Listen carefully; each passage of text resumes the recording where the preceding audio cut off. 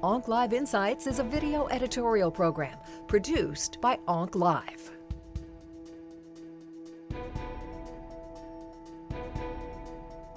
Lenvatinib is an oral multikinase inhibitor.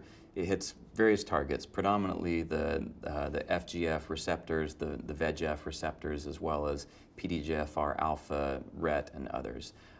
So it hits a variety of different targets. In the SELECT trial, this was a large phase 3 randomized clinical trial that enrolled patients with radioactive iodine refractory differentiated thyroid cancer whose tumors had progressed within a 12-month period of time prior to enrollment. This was an incredible trial. It was really fun to be an investigator in this trial simply because we saw amazing responses. I remember one of the first patients that I treated with this trial was a gentleman that came in with very large tumors in his neck. We enrolled him in the clinical trial and he started taking the medication. He called us about a week later and said, "Dr. Taylor, you're not going to believe this, but I feel like the tumors are already getting substantially smaller and they're softer." Honestly, I didn't believe him. I thought this was just wishful thinking on his part. But when I saw him about a week later, I saw definitely that what he was saying was true, that the tumors were definitely getting smaller. And at his first restaging CT scan, we saw a dramatic reduction in the size of the tumors. It wasn't just for this patient. We saw that type of response with various patients that were participating in the clinical trial. At the conclusion of the clinical trial, we saw a couple of things that were really shockingly interesting. Number one was the response rate. The overall response rate was around 65%, which was an unprecedented finding in treatment of patients with metastatic advanced thyroid cancer.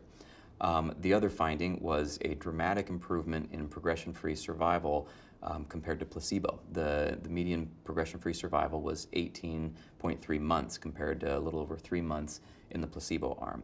So very dramatic findings that really demonstrate what an effective drug this is. And in addition to what we saw in the clinical trial, I saw that in my own anecdotal experience with the patients that I was treating on the clinical trial. As far as side effects, Lenvatinib definitely has side effects that need to be monitored closely and dealt with. A high percentage of patients develop hypertension, and this is something that develops very quickly in these patients.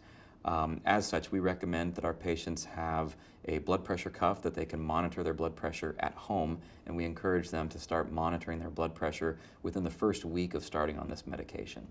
This is particularly important in patients who already have baseline hypertension starting on the medication. Those are the patients that we get a lot more concerned about. Many times those patients will need to be on escalating doses of their antihypertensives, and in other cases we may need to add an additional antihypertensive medication to manage those. Other than hypertension, we see proteinuria, we see some swelling in the ankles, we see some sore throat, some difficulty swallowing, some joint pains, and all those seem to be fairly manageable side effects, either with supportive care medications and sometimes with dose reduction. In terms of duration of response, we're seeing very impressive numbers. I've got some patients who are still participating in the SELECT trial at my site who have been on Lenvatinib for over 3 years and are still doing very well. Again, the data shows that the median progression-free survival was 18.3 months. And of course, we have patients on both sides of that number. Another interesting observation from the clinical trial is that patients that were initially randomized to the placebo arm were allowed to cross over to open-label Lenvatinib at the time of disease progression. And a substantial number of the patients who were randomized initially to placebo and then were offered the opportunity to cross over did in fact cross over. And as such, the overall survival data is going to be very difficult or impossible to interpret because of the crossover. One of the observations that came out of the crossover group was that the progression-free survival was actually substantially less than the patients who were initially randomized to treatment with Lenvatinib. So this brings up a couple of issues. One of the issues may be, does this suggest that patients that are treated at a later stage, at a more advanced stage of their illness, do those patients have a lower probability of response to treatment and a lower opportunity for progression-free survival? And that's what the data shows at face value. However, one of the interesting data points from the subgroup analysis looked at the size of patients' tumors at baseline. Of course, this refers to the RECIST measurements and only constitutes a small percentage of the total disease bulk. But in that subgroup analysis, whether patients had a small disease burden at the time of treatment or a large disease burden at the time of treatment, the progression-free survival was maintained.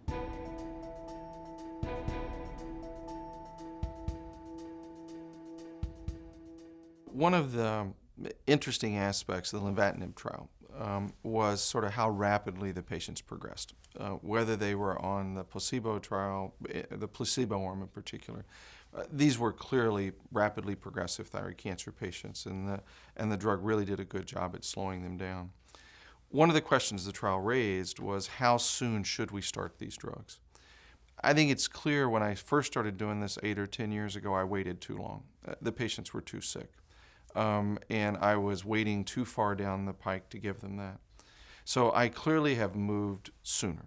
I don't wait till they're symptomatic. You don't have to have massive growth. So there's no question with the Lenvatinib data, it's moved me toward using it sooner. Again, we have to be careful that we're not using it too soon because we don't have a survival benefit from these drugs yet.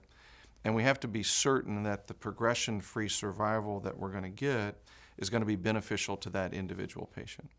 So I still don't know that the trials tell us when to start, but it does give you the hint that you don't want to wait too late, and maybe we should be starting before they're progressing every 4 months. That's probably a little bit too far down the pike.